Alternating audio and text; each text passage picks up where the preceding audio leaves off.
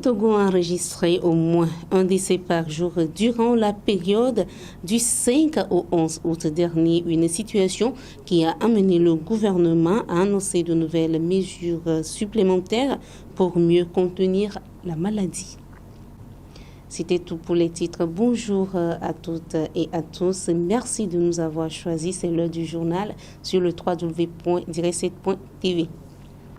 L'Agence nationale de volontariat au Togo a lancé ce 11 août le concours du meilleur volontaire de l'année édition 2020.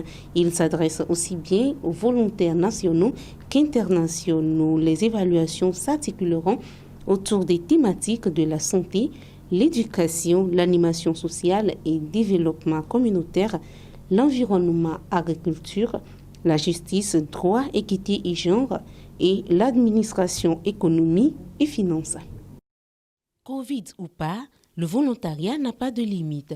Cet engagement est valorisé chaque année depuis 5 ans à travers un concours national dénommé Meilleur volontaire de l'année. Cette année 2020, il aura bel et bien lieu.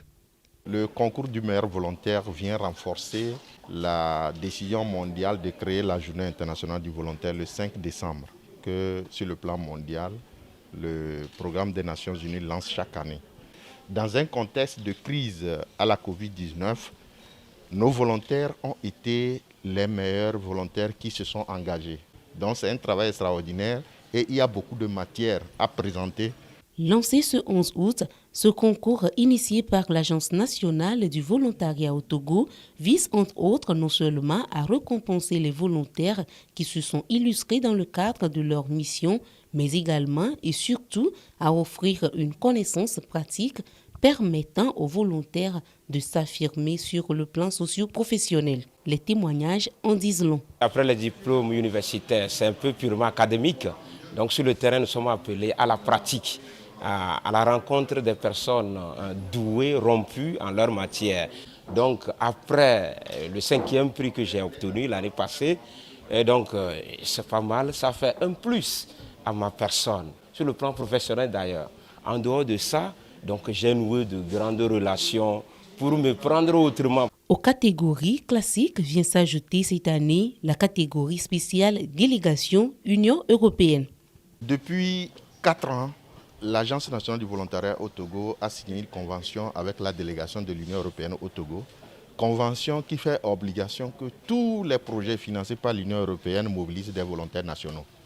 Donc, dans ce cadre, plusieurs volontaires, des centaines de volontaires ont été mobilisés sur les projets de l'Union européenne.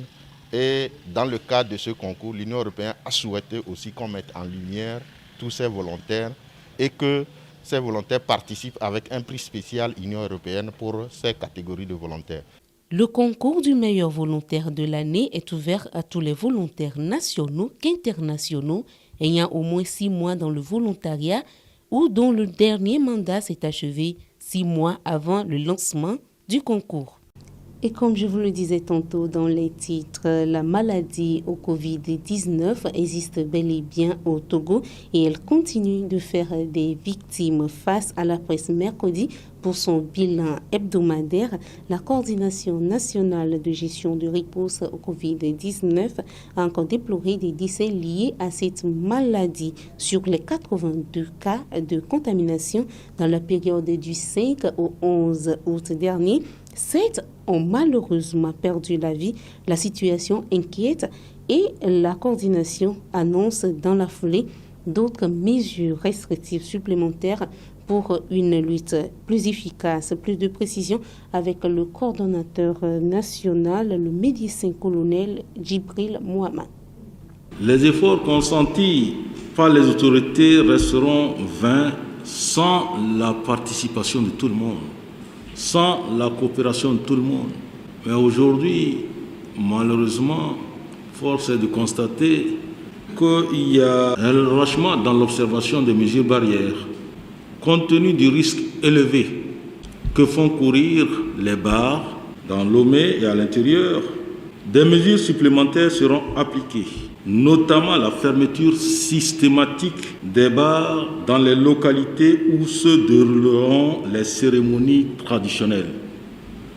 Dès qu'il y a des cérémonies traditionnelles dans une localité, les bars pendant cette période-là seront fermés.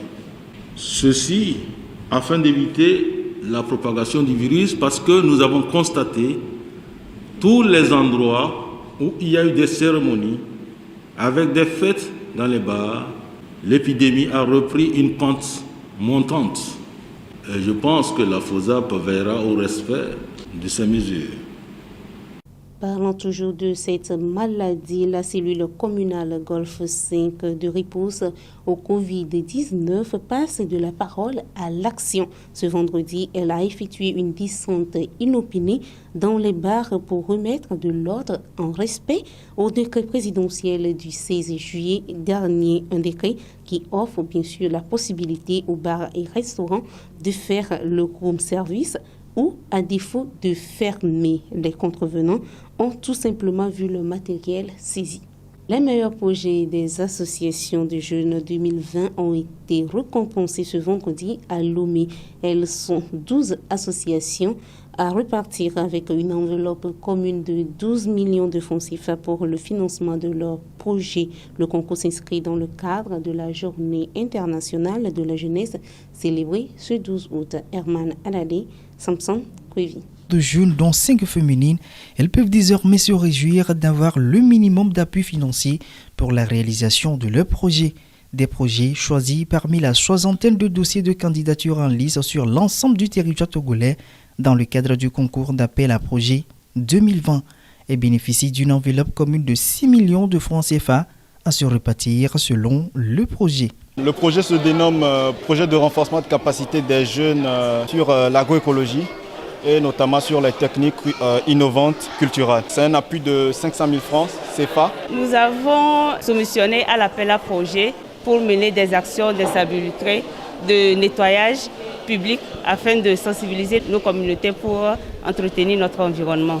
Nous avons obtenu un financement de 490 900 francs. Initié par le ministère en charge du développement à la base, avec l'appui du Fonds des Nations Unies pour la population, ce concours vise non seulement à contribuer à la dynamisation des associations de jeunes, mais également à encourager et valoriser l'engagement civique des jeunes regroupés au sein des associations. Ce projet fait partie, de notre point de vue, de ces initiatives qui sont de nature à autonomiser les jeunes, à leur permettre d'avoir une certaine indépendance économique et à se prendre en compte.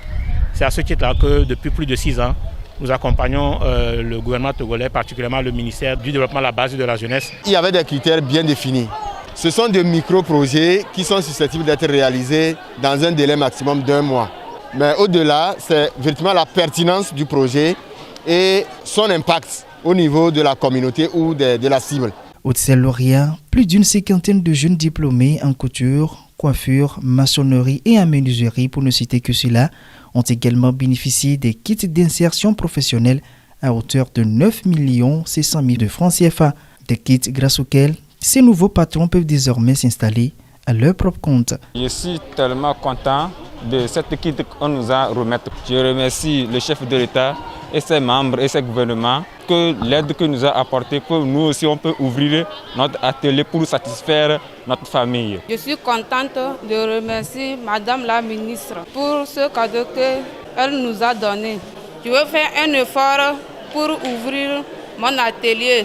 Cette double cérémonie s'inscrit dans le cadre de la Journée internationale de la jeunesse célébrée ce 12 août.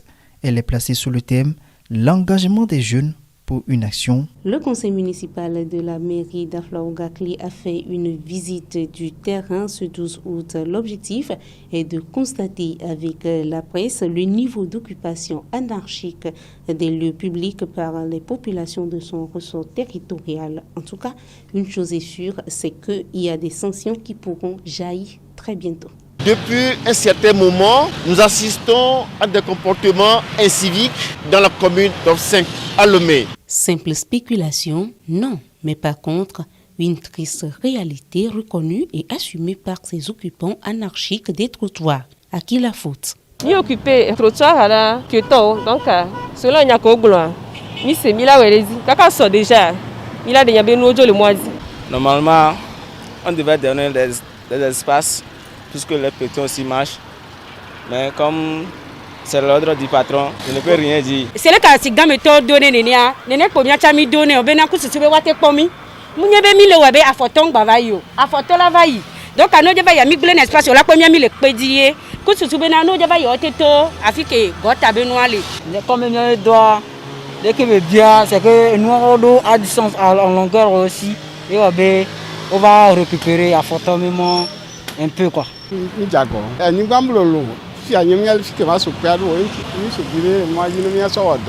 Même si l'on cherche à justifier ces actes, la conscience citoyenne les appelle à donner priorité à l'intérêt commun.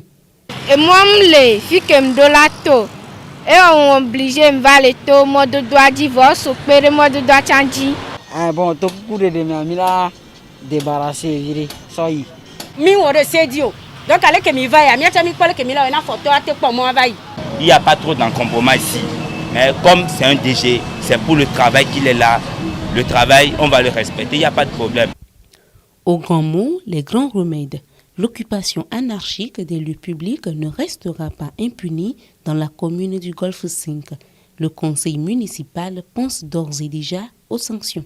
On a remarqué que non seulement c'est les boutiques qui occupent les trottoirs, mais également il y a des gens qui ont fabriqué des briques sur le boulevard.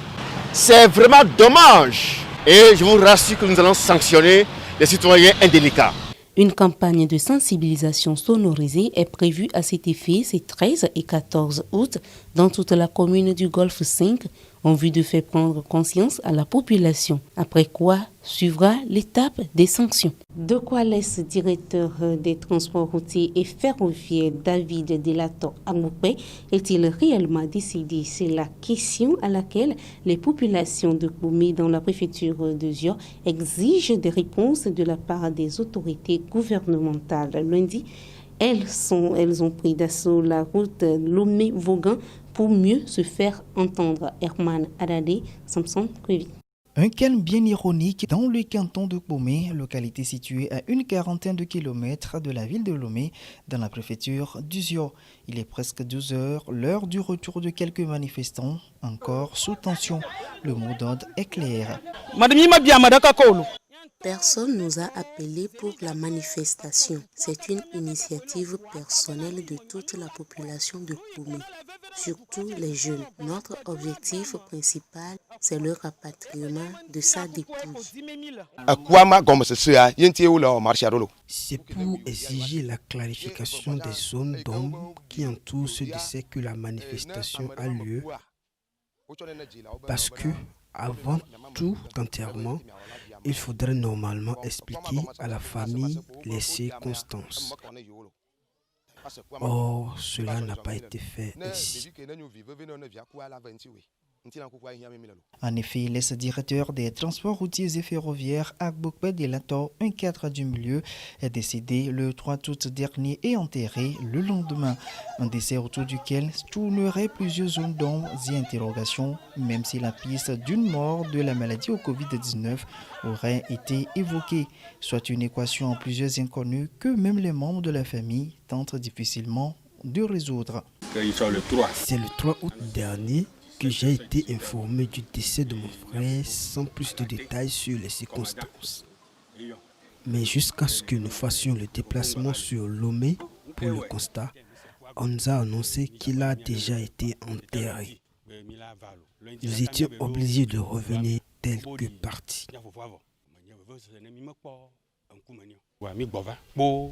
La manifestation de ce jour n'est que le début de bien d'autres démarches similaires à venir, à en croire les populations riveraines, même si la famille n'est associée directement à celle-ci. La manifestation de ce jour est programmée depuis un moment déjà. Mais en réalité, notre grand frère, commandant Alaté, nous a conseillé de patienter. Et du coup, nous n'avons pas pris part à cette manifestation. C'est plutôt les autres quartiers qui se sont eux-mêmes mobilisés.